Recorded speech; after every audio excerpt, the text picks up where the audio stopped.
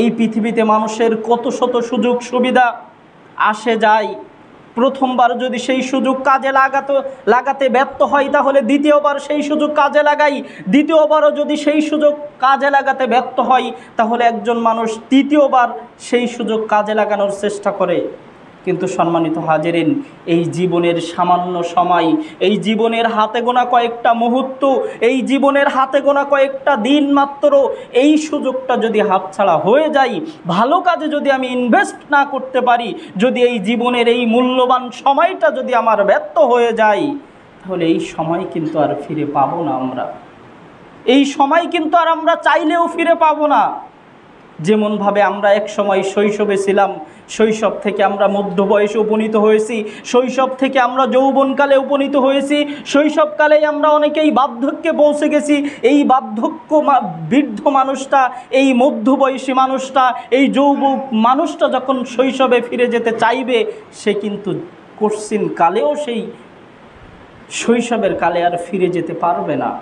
ঠিক জীবনের বাস্তবতা হলো এটাই। এই দুনিয়ার সামান্য সময়টুকু যদি আমরা হেলাই খেলাই পার করে দিই, এই জীবনের সামান্য সুযোগ যদি আমরা মিস করে ফেলি, এই সময়টা যদি আমরা কাজে লাগাতে ব্যর্থ হই, তাহলে কাল কিয়ামতের দিন কিন্তু আমাদের আফসোস করতে হবে।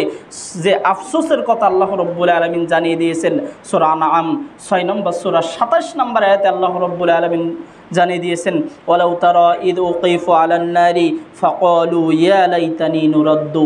কাল কিয়ামতের দিন জাহান্নামের উপরে দাঁড় করিয়ে যখন আমাদেরকে আগুনের উপরে দাঁড় করানো হবে, তখন আমরা আফসোস করব, ইয়া লাইতানি, হায় আফসোস, নুরাদ্দু, আমাদেরকে দুনিয়াতে আবারও একটু ফেরত পাঠান, আমাদেরকে দুনিয়াতে আবার একটু ফেরত পাঠান।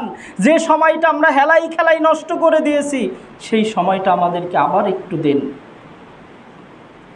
কিন্তু সম্মানিত হাজিরিন, সেই সময় আমরা চাইব কিন্তু পাবো না। যে সময় আজকে আমরা হেলাই খেলাই নষ্ট করে ফেলতেছি, এই সময় সেদিন আকুতি আফসোস করব, আকুতি করব মহান রবের কাছে, কিন্তু সেই সময় আর পাবো না। যেমন একজন যুবক তার শৈশবকালে ফিরে যেতে পারে না, একজন বৃদ্ধ তার শৈশবকালে ফিরে যেতে পারে না, আমরাও কাল কিয়ামতের দিন আফসোস করব, কিন্তু আমরা সেই দুনিয়ার জীবনে এই সময়ে আমরা আর ফিরে আসতে পারবো না। এই জন্য সম্মানিত হাজিরিন, এখনো সময় আছে আমার, নিজেদের বিবেককে কাজে লাগান। আপনি নিজের বিবেককে কাজে লাগান। সকলেই তো আমরা বুঝি যে আপন ভালো পাগলেও বোঝে, তার নিজের ভালো পাগলেও বোঝে, কিন্তু আমরা কতটা পাগল হয়ে গেছি, আমরা কতটা মাতাল হয়ে গেছি, আমরা আমাদের নিজেদের ভালো বুঝতেছি না। আমরা কি এভাবে হাতের মুঠোই পাওয়া জান্নাতটাকে বিক্রি করে দেব? এইভাবে হাতের মুঠোই জান্নাতটাকে পাওয়া জান্নাত আমরা কি এত সহজেই বিক্রি করে দেব?